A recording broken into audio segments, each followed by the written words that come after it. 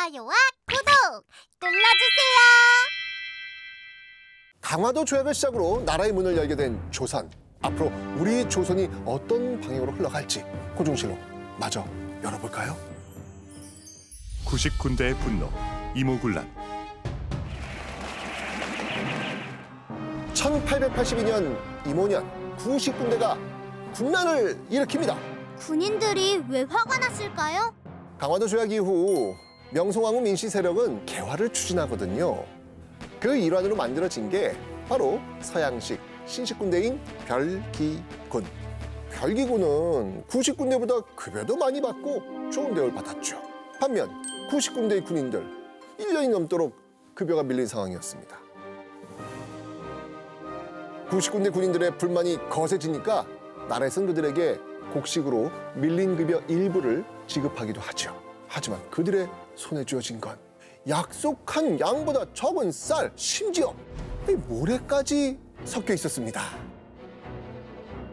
분노의 화살이 향한 곳은 명성황후와 민씨 세력들.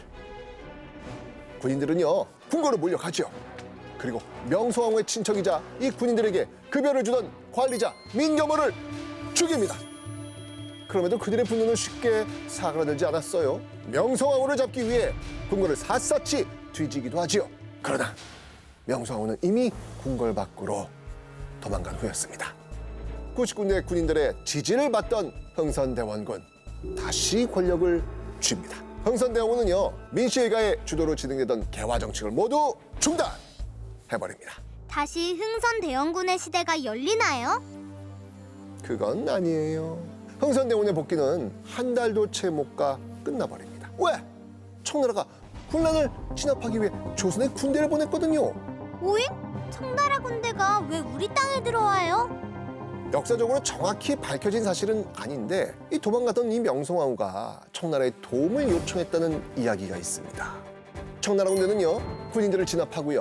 그 후 흥선대원군을 청나라로 납치해가요.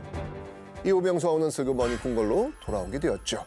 하지만 문제는 여기서부터 시작입니다.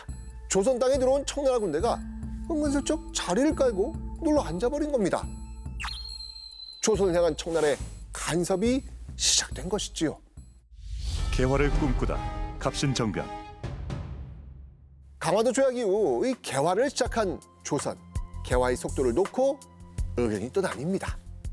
천천히 바꿔나갑시다 라고 하는 온건개화파와 최대한 빠르게 세상을 바꾸자는 급진개화파. 청나라와 손을 잡은 온건개화파는 이 청나라 방식에 맞춰 천천히 개화를 진행하고 있었죠. 청나라가 조선 땅에 주둔하면서 이래라 저래라 하는 것도 못마땅한데 개화마저 청나라 뜻대로 흘러간다? 급진개화파 불만 폭발할 수밖에 없는 것입니다. 청나라를 몰아내고 빠르게 개화를 진행하자. 이들에게 기회가 찾아옵니다. 청나라와 프랑스 사이에 전쟁이 일어났는데 이 전쟁 때문에 조선에 들어와 있던 청나라 군대가 절반이나 자리를 비운 겁니다. 그때 청나라를 눈의 가시처럼 여기던 일본이 급진개화파에게 솔깃한 제안을 하나 하지요. 우리가 군대를 보내줄게. 같이 청나라 몰아내는 게 어때? 우정총국이 세워진 것을 축하하는 날, 축하잔치가 끝나갈 무렵 담장 너머에서 불길이 치솟습니다. 급진개화파들은 반대 세력들을 제거하기 시작합니다. 갑신년에 일어난 이날의 정변, 갑신정변. 무력으로 권력을 잡은 급진개화파는 개혁안을 발표합니다. 하지만 급진개화파의 갑신정변은 3일 만에 실패로 끝나버립니다. 명성황후가 또다시 청나라의 도움을 요청했기 때문이죠. 청나라 군대가 들어와 정변을 제압하는 동안 일본은 마치 모르는 일인양 급진개화파를 외면합니다. 결국 급진개화파는 외국으로 도망갔고 갑신정변은 3일 천하로 끝나고 맙니다. 우리의 힘으로 동학농민운동. 개화가 진행되고 있나 봐요.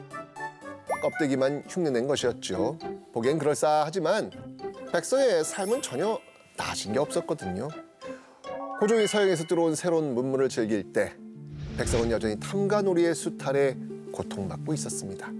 심지어 개항 이후 백성의 삶 더욱 나빠져요. 일본이 조선의 쌀을 헐값에 사가는 바람에 백성은 내내 쌀이 부족해 배를 굶주려 했습니다. 세상을 바꾸자면 농민들이 나서지요. 바로 동학 농민 운동. 동학이 뭐예요? 동학은 사람이 곧 하늘이란 생각으로 만들어진 종교입니다. 그동안 조선 사회는 양반이 하늘이다 이런 생각이 지배적이었거든요. 동학은 아니다, 양반뿐 아니라 누구나 하늘이다 라고 말하는 종교였습니다. 이런 동학, 그럼 누가 제일 좋아하겠습니까? 백성들이요. 네, 동학은 일반 백성 사이에서 아주 빠르게 퍼져나가지요. 그러던 어느 날 동학을 믿는 사람들을 들끓게 한 사건이 발생합니다. 전라도 고부에는 조병갑이란 군수가 있었는데요. 이 조병갑은 아주 나쁜 탐관오리로 유명했죠. 이 말도 안 되는 이유를 만들어가면서 백성에게 세금을 마구 뜯어간 거예요. 농사일로 바쁜 농민들을 데려다가 일을 시키고 농민들의 땅을 빼앗기도 했습니다. 참다 못한 몇몇 농민들이 조병갑에게 항의를 했는데요.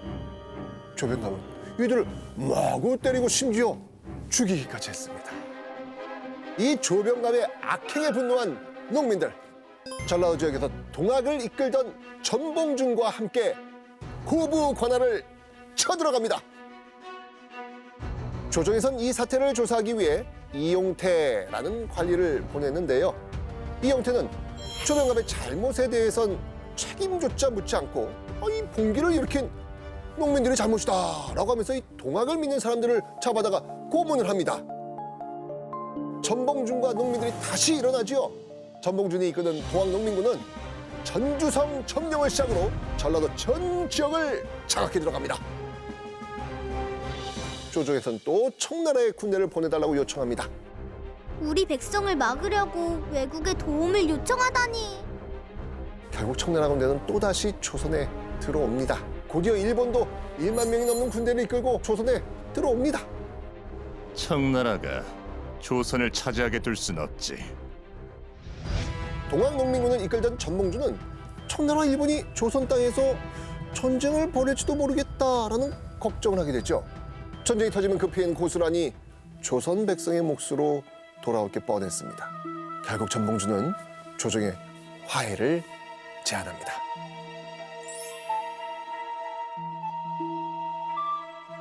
하지만 얼마 지나지 않아 우려하던 일이 벌어지고 마네요. 청나라와 일본 사이에 전쟁이 일어난 겁니다. 바로 우리 땅에서요. 청일전쟁에서 승기를 잡은 일본. 조선을 차지하는 욕심을 대놓고 드러내지요. 조선 정치에 이래라 저래라 간섭을 시작한 겁니다.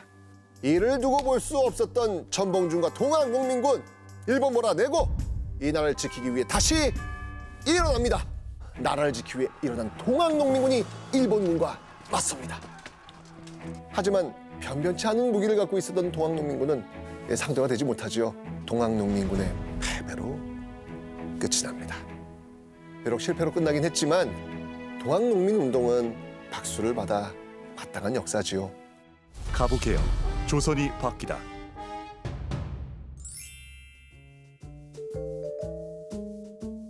사람들이 뭘 보고 있는 건가요?